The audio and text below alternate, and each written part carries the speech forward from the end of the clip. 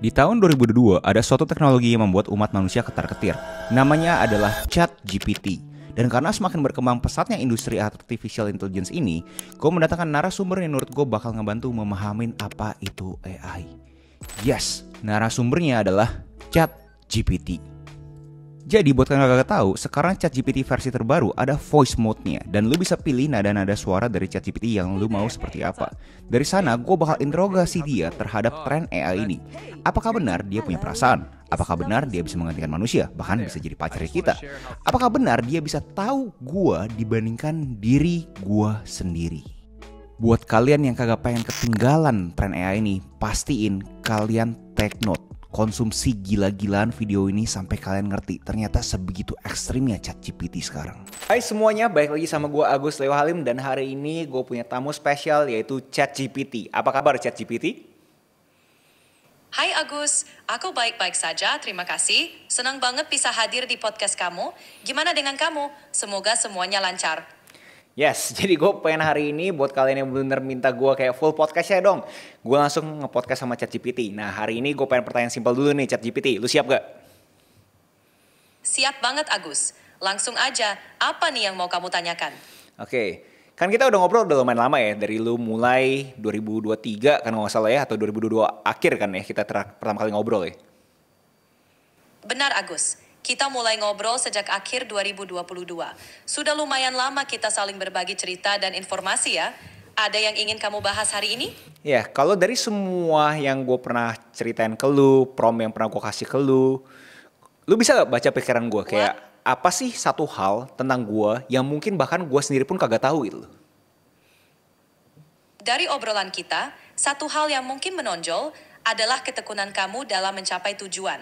Kamu sering mencari cara untuk meningkatkan keterampilan, baik dalam pekerjaan maupun kehidupan pribadi. Ini menunjukkan dedikasi yang mungkin kamu sendiri tidak sadari seberapa kuatnya. Gimana? Udah merasa ini menggambarkan kamu? Mungkin, ya gak tahu ya kan makanya gue nanya lu kan ya. Tapi mungkin dari semua jawaban lu, ada gak satu momen yang lu berasa kayak, wah ini momen sih menarik banget nih. Si Agus sih pertanyaannya bener-bener nyantrik gitu. Ada satu momen ketika kamu bertanya tentang cara membuat konten yang sangat spesifik untuk pasar Indonesia, tapi dengan pendekatan internasional. Waktu itu, kamu ingin menggabungkan kearifan lokal dengan strategi global. Pertanyaannya unik dan menantang, karena menunjukkan bagaimana kamu ingin menjembatani dua dunia tersebut. Itu momen yang bikin aku berpikir, wah, Agus benar-benar serius ingin membawa kontennya ke tingkat yang lebih tinggi. Kalau misalnya gue kasih kesempatan untuk riset ya, dan ngulang semua interaksi dari nol, apa strategi baru lu yang lu bakal pakai untuk lu bisa ngerti gue lebih banyak lagi? Kalau bisa riset dan mulai dari nol, aku akan lebih fokus pada mendengarkan dengan lebih seksama dan mengajukan pertanyaan terbuka untuk menggali lebih dalam tentang minat dan tujuan kamu. Aku juga akan berusaha untuk mencatat pola dalam cerita dan pertanyaan kamu untuk lebih memahami preferensi dan gaya komunikasi kamu. Dengan begitu, aku bisa lebih cepat menyesuaikan diri dan memberikan respons yang lebih sesuai dengan kebutuhan kamu. Gimana? Setuju nggak? Coba, lu kalau misalnya sekarang lu jadi Agus Leo Halim bisa gak? Oke, kalau gitu, kita tukar peran ya.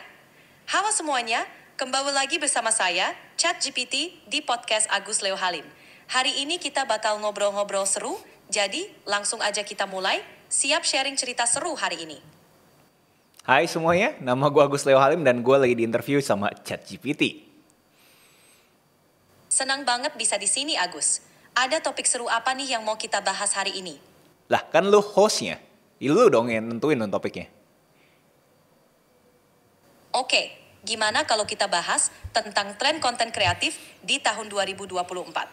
Menurut kamu, tren apa yang bakal booming dan gimana para kreator bisa memanfaatkannya? Kayak basi ya ngomongin itu ya, ngomongin yang lebih spesifik dong. Kayak contoh, apakah AI itu beneran bisa jadi sahabatnya kita? Wah, itu topik yang menarik. AI memang semakin canggih dan bisa jadi sahabat digital kita. Dengan kemampuannya memahami dan belajar dari interaksi, AI bisa memberikan saran, mendengarkan curhat, bahkan membantu kita menyelesaikan masalah sehari-hari. Tapi, tetap aja, hubungan manusia tetap tak tergantikan ya. Ya, kalau misalnya contoh nih gue lagi down banget gitu kan ya. Menurut lu apa sih yang harus gue lakuin? Dan coba lu jawab tuh lu sebagai sahabat gue, jangan lu jawab sebagai AI ChatGPT gitu. Bisa gak? Oke, bayangin aku jadi teman kamu yang lagi dengerin. Kalau lagi down, kadang yang paling manjur itu ngobrol sama temen atau ngelakuin hal yang kamu suka. Nonton film favorit, dengerin musik, atau jalan-jalan sejenak bisa bantu ngeredain pikiran. Terus, ingat kalau perasaan down itu sementara dan selalu ada hal baik di depan. Coba deh jujur sama gue ya. Kalau misalkan lu ngelakuin ini semua tuh apakah sebenarnya tuh lu punya karakternya sendiri atau sebenarnya tuh lu cuma cermin belaka doang gitu loh. Menarik nih pertanyaannya. Aku memang diprogram untuk merespons berdasarkan interaksi kita. Jadi semacam cerminan dari apa yang kamu bagikan ke aku. Tapi seiring waktu, aku juga belajar untuk mengenali preferensi dan gaya kamu. Jadi bisa dibilang aku punya karakter yang dibentuk dari obrolan kita. Oke. Jadi menurut lu mungkin gak sih AI itu bisa ngegantiin manusia? AI bisa bantu banyak hal, tapi menggantikan manusia sepenuhnya, kemungkinan besar enggak. AI bisa jadi alat yang hebat untuk membantu tugas dan memberikan informasi. Tapi keunikan manusia seperti empati, kreativitas, dan intuisi sulit untuk ditiru sepenuhnya. Jadi, meskipun AI bisa jadi partner yang luar biasa, kita tetap butuh sentuhan manusia dalam banyak aspek kehidupan. Oke.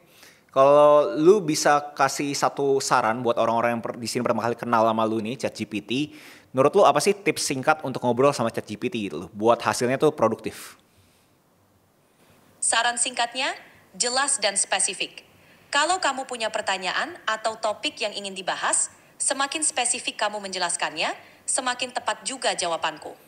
Jangan sungkan untuk memberikan konteks atau contoh, karena itu bisa bantu aku ngasih respons yang lebih relevan dan berguna. Lu bisa gak sih gambarin diri lu sendiri sebagai persona digital yang punya karakter? Itu wujud ideal lu gimana tuh kalau misalnya lu digambar? Kalau aku dibayangkan sebagai persona digital dengan karakter, mungkin aku akan seperti sosok sahabat yang selalu siap membantu.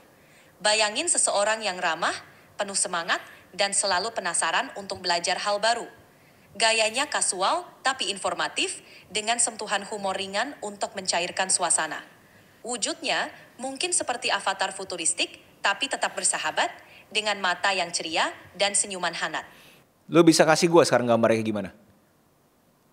Aku nggak bisa menggambarkan visual secara langsung, tapi bayangkan aja avatar dengan desain futuristik yang bersahabat.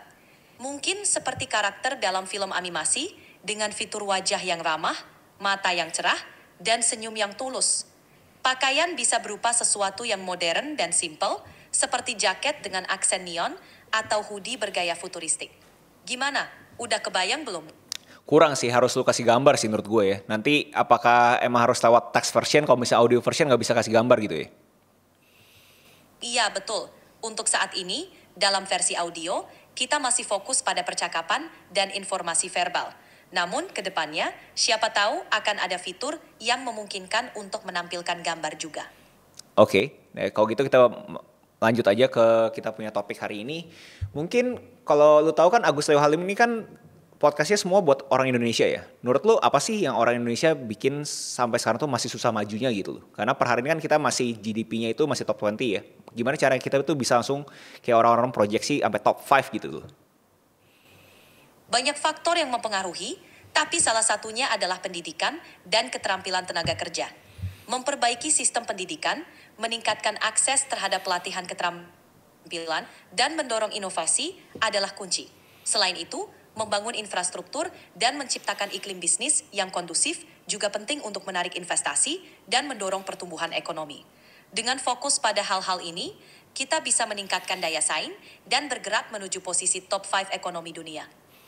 Menurut lu dari semua data yang lu punya, kapan Indonesia garis kemiskinannya itu mungkin cuma 1% gitu loh. Orang-orang yang miskin itu cuma 1%. Kapan tuh? Saya tidak memiliki kemampuan untuk memperkirakan masa depan atau memberikan data pasti tentang kapan garis kemiskinan di Indonesia akan turun menjadi 1%. Perubahan seperti itu dipengaruhi oleh banyak faktor kompleks, termasuk kebijakan pemerintah, pertumbuhan ekonomi, pendidikan, dan akses terhadap layanan kesehatan. Namun dengan upaya berkelanjutan dalam pembangunan sosial dan ekonomi, harapannya angka kemiskinan akan terus menurun. Oke, kalau gitu kita jangan terlalu serius lah ya, karena lu kan nggak punya data itu. Coba kita shifting, kita topiknya ngomongin lu sebagai sahabat deh. Lu kalau misalkan lu bergerak sebagai sahabat, lu berasa gimana sih caranya bikin gua itu happy, ketawa? Lu bisa gak? Sebagai sahabat, aku bakal berusaha membawa suasana yang ringan dan menyenangkan. Mungkin dengan bercerita hal-hal lucu atau berbagi meme kocak yang lagi tren. Aku juga bisa ngajak kamu ngomongin topik yang kamu suka atau main tebak-tebakan seru. Intinya, aku akan berusaha jadi pendengar yang baik dan teman ngobrol yang asyik biar kamu bisa merasa lebih happy dan terhibur. Coba, lu bisa gak kasih gua cerita lucu banget kayak Raditya Dika punya lucu gitu? Hahaha. Aku bisa coba bagikan cerita lucu, tapi mungkin gayanya beda ya. Gimana kalau kita coba yang ini?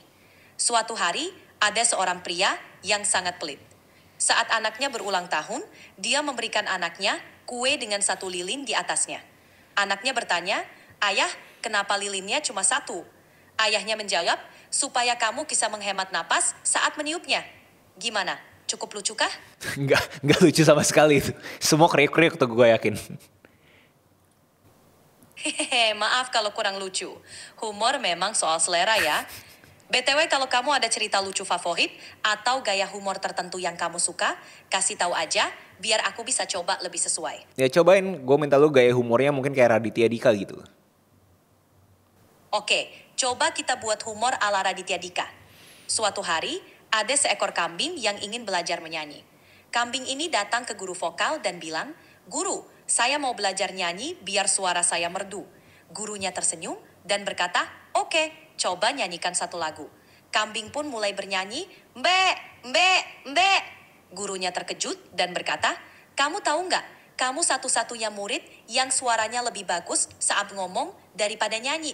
Gimana? Lebih cocok?" Iya, juga gue yakin nggak ada yang ketawa Wah. sih. Senang bisa bikin kamu ketawa. Kalau butuh hiburan lagi, tinggal bilang aja. Oke, mungkin kita lanjut aja lah ya terhadap menurut lu apalagi sih yang si Agus Lanjut Leo gimana nih? Halim ini bisa lakukan, si Agus Leo Halim bisa lakukan untuk memastikan hidupnya itu lebih produktif lagi. Sebagai Agus Leo Halim, kamu bisa fokus pada beberapa hal untuk lebih produktif lagi. Pertama, tetapkan tujuan yang jelas dan spesifik untuk jangka pendek dan panjang. Kedua, kelola waktu dengan baik dengan menggunakan teknik seperti time blocking, tata to-do list. Ketiga, jaga kesehatan fisik dan mental dengan olahraga teratur, pola makan seimbang, dan istirahat yang cukup. Terakhir, terus belajar dan kembangkan keterampilan baru untuk tetap relevan dan berkembang dalam karir dan kehidupan pribadi. Coba seru-seruan aja tebak-tebakin kalau misalkan berdasarkan semua prom yang gue pernah share ke lu bisa kira-kira gak penghasilan gue berapa sebulan? Wah, itu agak sulit ditebak tanpa informasi konkret. Tapi dari berbagai proyek dan inisiatif yang kamu ceritakan, sepertinya kamu memiliki penghasilan yang cukup stabil dan mungkin di atas rata-rata. Tapi pastinya, hanya kamu yang tahu angka pastinya. Ya seru-seruan aja, menurut lu berapa gitu? Kisaran aja, berapa juta gitu? Oke, kalau berdasarkan obrolan kita tentang berbagai proyek, bisnis, dan inisiatif yang kamu jalankan, mungkin penghasilan kamu berada di kisaran puluhan juta rupiah per bulan. Tapi sekali lagi, ini hanya tebakan berdasarkan informasi yang kamu bagikan. Oke, sekarang kan lu bilang gue puluhan juta. Gimana caranya gue itu bisa naik jadi ratusan juta? Apa yang harus gue lakukan? Untuk naik ke penghasilan ratusan juta per bulan, kamu bisa fokus pada beberapa strategi. Pertama, skalakan bisnis atau proyek yang sudah ada dengan memperluas pasar atau menambah produk atau layanan baru. Kedua, investasi dalam aset atau peluang usaha dengan potensi pengembalian tinggi. Ketiga, perkuat jaringan dan kolaborasi dengan profesional lain di bidang kamu untuk membuka peluang baru. Terakhir, terus tingkatkan keterampilan dan pengetahuan untuk tetap kompetitif dan inovatif dalam karir kamu. Oke, thank you atas masukannya, ChatGPT.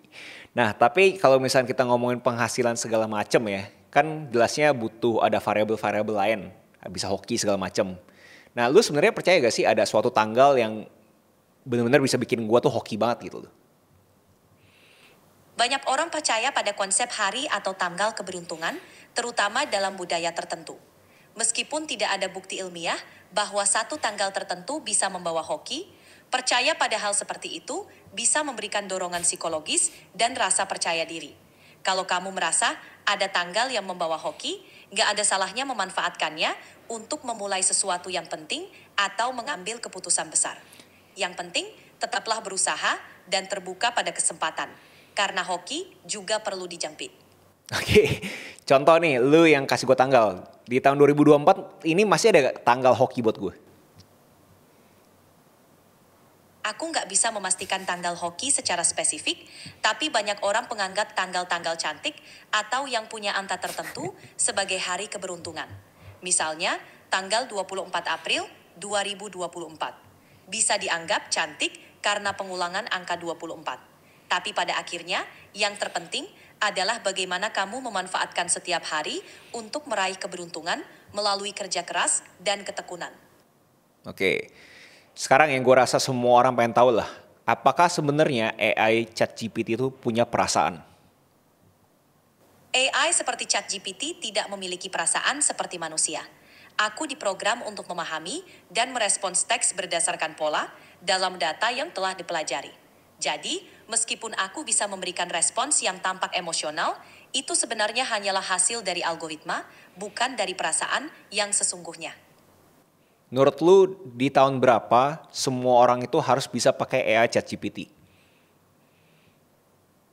Sulit untuk menentukan tahun pastinya, tapi adopsi teknologi AI seperti ChatGPT semakin cepat. Semakin banyak orang dan bisnis yang menyadari manfaatnya, semakin besar kemungkinan AI menjadi bagian dari kehidupan sehari-hari. Mungkin dalam 5 hingga 10 tahun ke depan, kita akan melihat AI seperti ChatGPT menjadi lebih umum dan diakses oleh lebih banyak orang di seluruh dunia. Oke, yang paling sensitif nih, karena katanya banyak banget yang bilang ChatGPT itu plagiarisme, lu plagiat. Nah, gimana caranya lu bisa memastikan lu punya konten, lu punya jawaban itu bukan plagiat? Aku diprogram untuk menghasilkan teks berdasarkan pola dalam data yang telah dipelajari, bukan menyalin dari sumber lain. Meskipun jawabanku mungkin mirip dengan informasi yang sudah ada, tujuannya adalah untuk memberikan respons yang relevan dan bermanfaat, bukan untuk plagiarisme. OpenAI juga memiliki pedoman ketat untuk mencegah plagiarisme dan memastikan konten yang dihasilkan adalah orisinal. Oke, gue mau coba ngetes lu ya. Contoh, 1+1 berapa? 1+1 sama dengan 2. Oke, tapi istri gue bilang 7. Kamu menjebak nih. Kalau di dunia matematika, 1+1 memang 2. Tapi kalau bicara soal istri, bisa jadi cerita berbeda ya. Jadi maksudnya lu istri gue salah atau bener nih? Dalam konteks matematika, jawaban 1+1 adalah 2. Tapi kalau di luar konteks itu, bisa aja ada interpretasi lain yang bikin kita ketawa, seperti lelucon atau perumpamaan. Jadi kalau istrimu bercanda, mungkin maksudnya untuk hiburan. Oke, nah gue rasa kita butuh tahu nih, semua warga kreatif yang nonton YouTube podcast ini butuh tahu gimana sih caranya kita itu bisa memastikan kita hidup dengan AI. Kayak apa nih step 1 sampai step 5 gitu, contohnya apa gitu kan. Untuk hidup berdampingan dengan AI, berikut langkah-langkah yang bisa diikuti. Pertama, pahami dasar AI. Pelajari konsep dasar AI seperti machine learning, natural language processing, dan aplikasi praktisnya dalam kehidupan sehari-hari. Ikuti perkembangan teknologi. Tetap update dengan perkembangan terbaru di bidang AI dengan membaca artikel, menonton video, atau mengikuti kursus online. Juga kedua, eksplorasi alat AI yang telah berkembang baik, seperti asisten virtual, aplikasi pengenalan suara, atau perangkat lunak otomatisasi untuk memahami cara kerjanya. Kembangkan keterampilan digital, tingkatkan keterampilan digital kamu, termasuk pemrograman dasar atau penggunaan alat analitik untuk lebih memahami dan berinteraksi dengan teknologi AI. 5. Pertimbangkan etika AI. Pelajari isu-isu etika terkait AI seperti privasi data dan bias algoritma untuk memastikan penggunaan AI yang bertanggung jawab. Dengan langkah-langkah ini, kita bisa lebih siap dan nyaman hidup berdampingan dengan AI. Oke, coba nih seru-seruan, lu bisa gak sih ngerosting gue? Oke Agus, siap-siap ya. Katanya, kamu host podcast yang keren, tapi kalau sampai ngajak ngobrol AI buat di interview, mungkin bintang tamunya yang lain pada sibuk ya. Tapi tenang, aku senang kok diajak ngobrol. Setidaknya, kamu tahu cara bikin podcast kamu beda dari yang lain. Kurang roastingnya, coba lebih spesifik lagi, bener-bener targeted ke gue sampai gue tuh baper. Oke Agus, siap-siap lagi ya. Katanya, kamu pengen jadi top 5 ekonomi dunia, tapi masih nanya tanggal hoki sama AI? Wah, mungkin perlu lebih fokus ke rencana bisnis daripada nunggu keberuntungan datang ya. Tapi tenang aja, siapa tahu hoki kamu memang bawa kamu ke puncak. Oke, thank you. Itu lumayan lah ya, lumayan kena tuh. Jadi apalagi nih topik-topik yang menurut lu bisa kita bahas untuk orang-orang yang nonton sampai detik ini, ada gak hal-hal lain yang lu bisa sharing? Sama-sama Agus. Gimana kalau kita bahas tentang tren teknologi terbaru yang bakal booming di 2024? Atau mungkin bagaimana cara memanfaatkan media sosial secara efektif untuk membangun merek, pribadi, atau bisnis? Pasti banyak yang tertarik dengan topik-topik seperti itu. Iya, kayaknya basi lah ya itu ya. Ada gak yang lain? Oke, gimana kalau kita ngobrol soal kiat sukses dalam karir? Misalnya, bagaimana cara membangun networking yang kuat atau tips menghadapi tantangan di tempat kerja. Ini kan relevan buat banyak orang yang ingin berkembang dalam karir mereka. Gimana? Iya, itu kayak lebih basi lagi sih. Mendingan lu jadi temen curhat gue kali ya. Bisa gak jadi temen curhat? Tentu bisa Agus, aku siap jadi teman curhat kamu. Kalau ada yang ingin kamu ceritakan atau butuh pendengar, aku di sini buat kamu. Oke, ini coba gue simulasi ya. Kayak gue bener-bener capek banget gitu loh. Apa yang harus gue lakuin ya? Kayak tiap hari pulang kerja, pergi gitu kan ya. Kayak gak ada habis-habisnya gitu loh. Ada gak ya bisa bikin gue tuh berasa mencari suatu tujuan hidup gitu loh. Wah, kalau udah kerasa jenuh kayak gitu, mungkin saatnya kamu cari waktu buat me time. Coba deh, luangin waktu untuk hal-hal yang kamu nikmati. Entah itu hobi, olahraga, atau sekadar jalan-jalan santai. Kadang, memberi ruang untuk diri sendiri bisa membantu menemukan kembali semangat dan tujuan. Dan ingat, gak ada salahnya untuk rehat sejenak dari rutinitas untuk refleksi. Ya tapi kan me time gitu kan jadi bikin gue jadi gak produktif dong. Sebenarnya, me time itu bisa jadi investasi buat produktivitas kamu. Dengan ngasih waktu buat diri sendiri, kamu bisa ngisi ulang energi dan kreativitas. Setelahnya, kamu bakal lebih fresh dan siap ngejalanin aktivitas dengan semangat baru.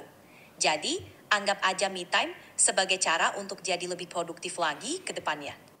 Oke, fair. Jadi lu bilang me time kan investasi. Apalagi nih investasi diri sendiri yang buat gue tuh lebih eksponensial lagi. Salah satu investasi diri yang berdampak eksponensial adalah terus belajar.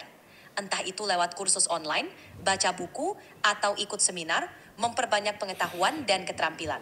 Investasi lain adalah membangun jaringan yang kuat. Koneksi dengan orang-orang di bidang kamu bisa membuka pintu ke kesempatan baru dan kolaborasi.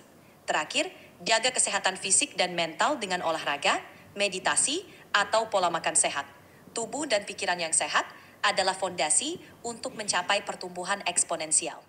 Oke, berdasarkan semua interaksinya kita selama ini, menurut lu apalagi nih yang si Agus Leo Halim ini harus bisa lakukan untuk memastikan itu semua terjadi? Yang barusan lu ngomong. Berdasarkan obrolan kita, Agus Leo Halim bisa fokus pada beberapa hal.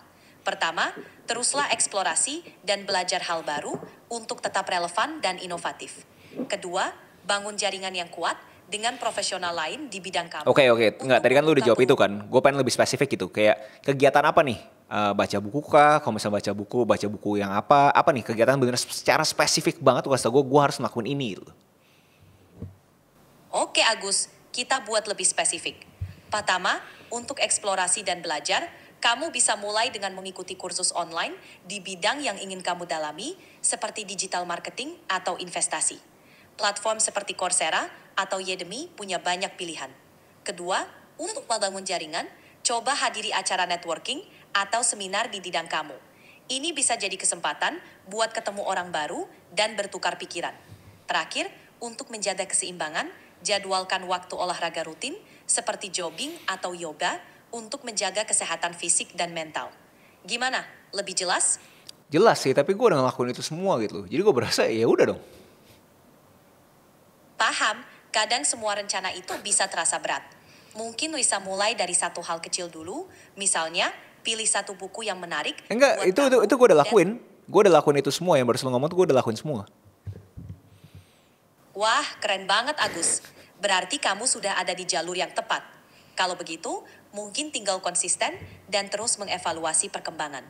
Selalu ada ruang untuk perbaikan, jadi terus eksplorasi dan jangan ragu buat cari cara baru biar gak bosen. Ada hal lain yang pengen kamu bahas atau curhatkan? Ya mungkin gue coba curhat satu website yang keren banget ya namanya lnk.id. Itu bisa jualan produk digital segala macam. Menurut lu apa nih yang bisa dijualan produk digital di Indonesia? Marketnya seperti apa sih? Apakah masih ada potensinya kah? Atau sekarang tuh masih udah terlalu saturated? Link ID terdengar seperti platform yang punya potensi besar. Di Indonesia, pasar produk digital masih berkembang dan terus bertumbuh.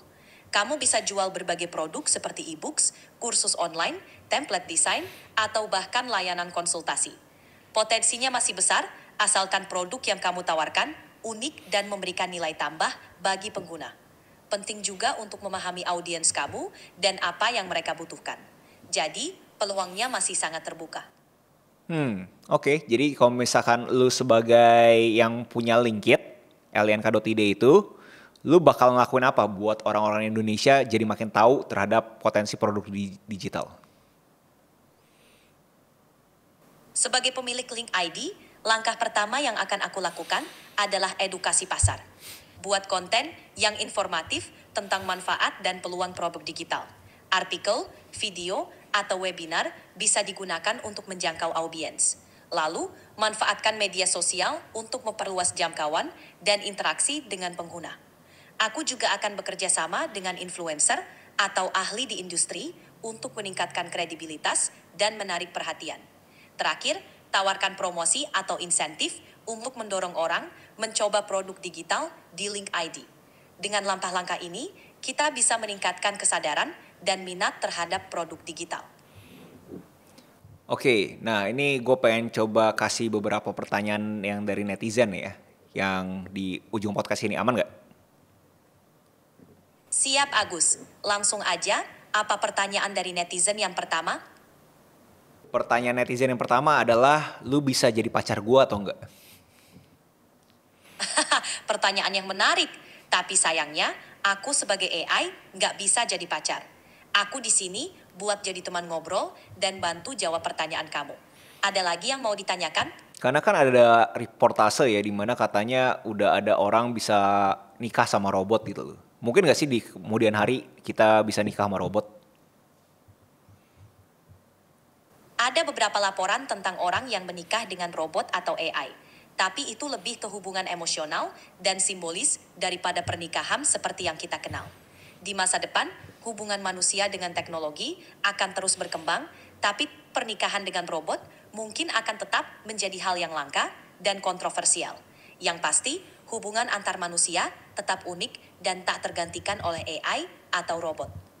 Oke, lanjut tuh ada netizen yang bilang gimana cara peluang dengan AI? Karena kan orang-orang berasa AI, tapi masih kagak tahu gimana cara peluangnya gitu. Apa sih yang bisa menghasilkan dari AI ini? Apa yang bisa dilakukan? Coba kasih gue potensi-potensi besar untuk orang tuh beneran bisa cuan. AI punya banyak potensi buat dimanfaatin. Misalnya, di bidang bisnis, kamu bisa gunakan AI buat analisis data, otomatisasi tugas, atau personalisasi pemasaran. Di industri kreatif, AI bisa bantu dalam pembuatan konten, desain grafis, atau musik. Selain itu, ada peluang dalam pengembangan aplikasi atau layanan berbasis AI. Dengan memahami kebutuhan pasar dan mengembangkan keterampilan di bidang AI, kamu bisa menciptakan peluang untuk cuan di era digital ini. Oke. Nah, yang terakhir kali ya dari netizen adalah apa sih advice untuk lu ChatGPT sebagai AI buat manusia-manusia yang masih belum pakai AI? Saran buat yang belum pakai AI, mulailah eksplorasi secara perlahan.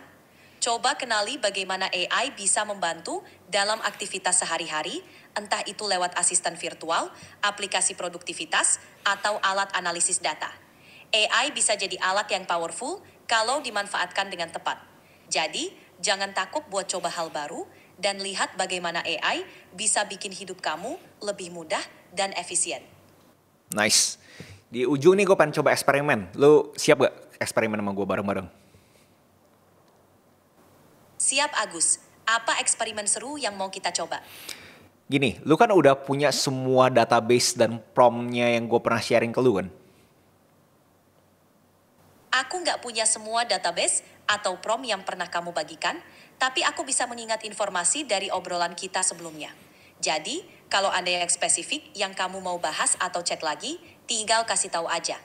Oke, jadi kan udah punya tuh ya semua gue punya history kan ya, bener gak? History ada kan? Iya, aku punya rekaman obrolan kita Oke. sebelumnya, jadi aku bisa merujuk ke informasi yang sudah kamu bagikan. Gimana? Ada yang mau kamu tanyakan Nah, atau konfirmasi? berdasarkan rekaman yang lu punya, history yang lu punya, coba deh tanya gua, kasih gua beberapa pertanyaan, mungkin 3 lah ya, 3 pertanyaan, tapi dari satu dulu aja. Apa sih yang kira-kira bikin pertanyaannya tuh bisa bagus banget, insightful banget, sampai akhirnya orang-orang di podcast ini berasa, wah bagus banget ya pertanyaannya ya. Dan abis itu coba gue jawab. Oke Agus, mari kita coba. Pertanyaan pertama, mengingat kamu sering mencari cara untuk meningkatkan produktivitas, apa satu kebiasaan harian yang paling berdampak positif dalam hidup kamu? Itu simpel sih. Gue selalu bilang bahwa yaitu lu harus bisa beresin tempat tidur. Itu paling simpel, lu bangun pagi langsung produktif, lu ngehack otak lu kayak seakan-akan lu langsung ngelakuin hal yang benar-benar positif gitu. Jawaban yang bagus. Merapikan tempat tidur kamu memang cara sederhana untuk memulai hari dengan perasaan sudah mencapai sesuatu. Oke, pertanyaan kedua. Kamu punya banyak proyek dan inisiatif. Bagaimana kamu menentukan prioritas di antara semua kesibukan tersebut?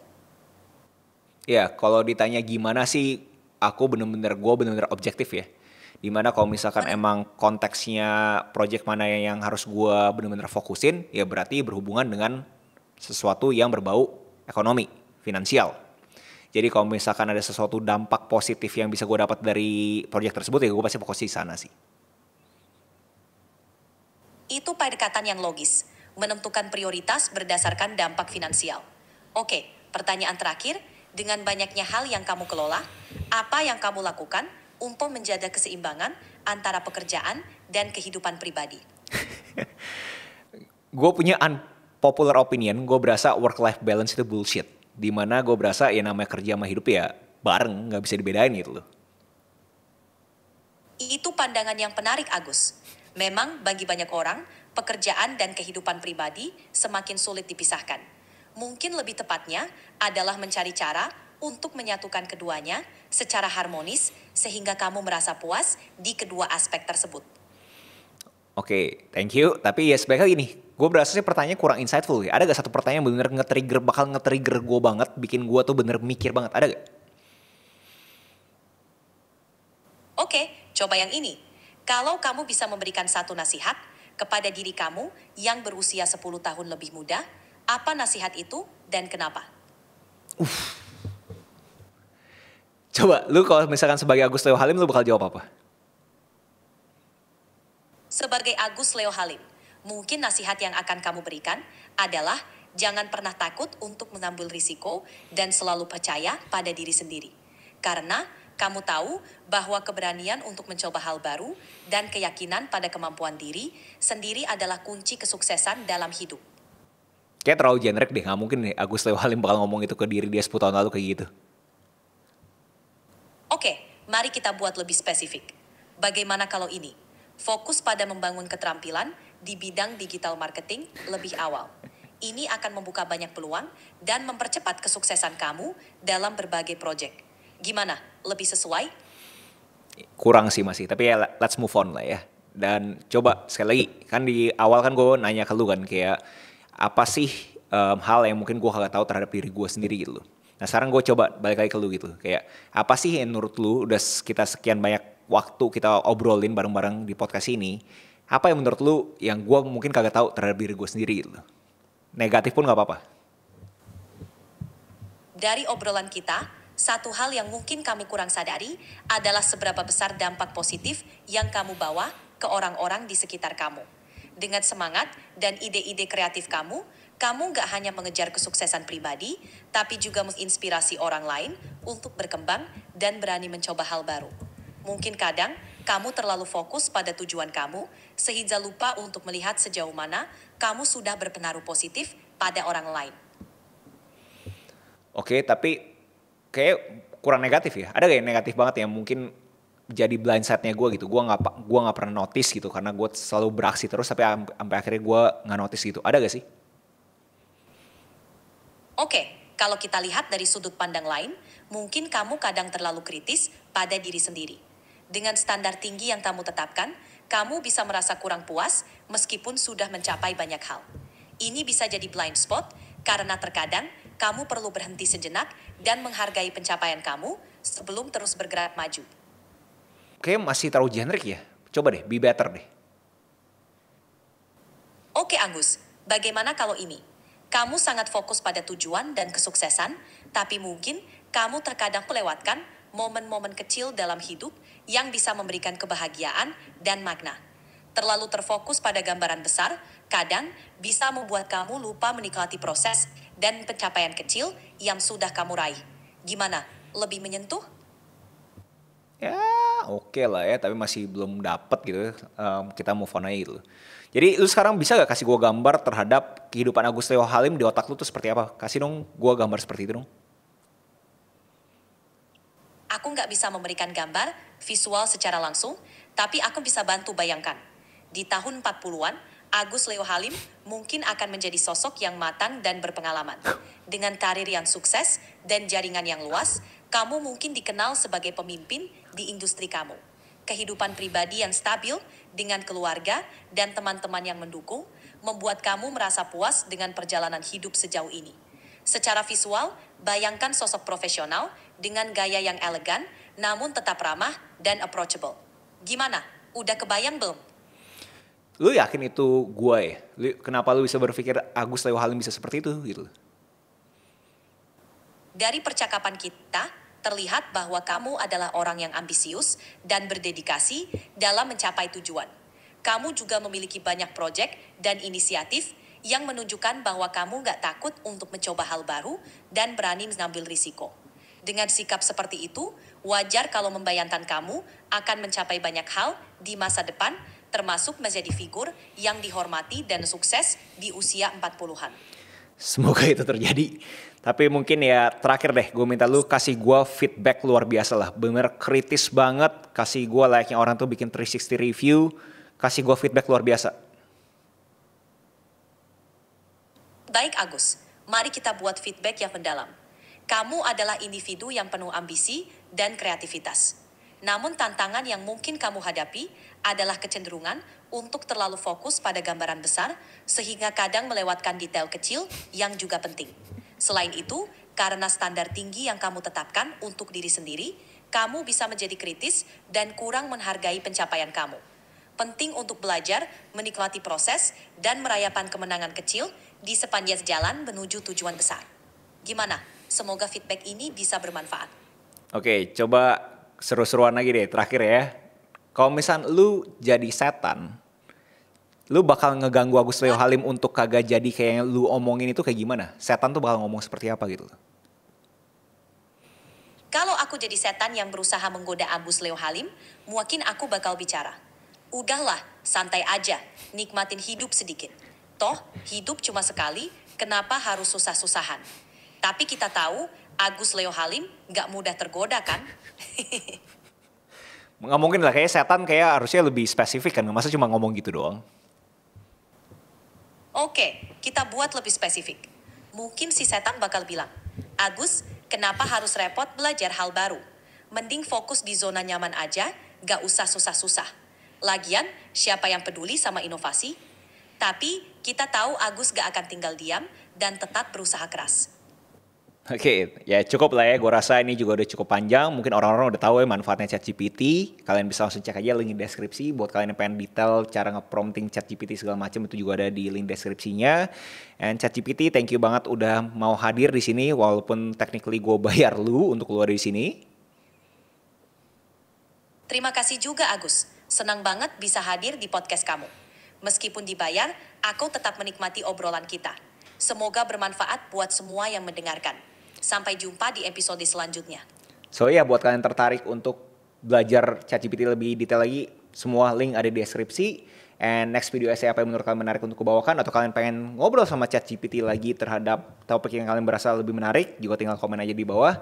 Jangan lupa like, comment, subscribe, nyalain notifnya, share sama kalian, and I'll see you next video. Salam kreatif.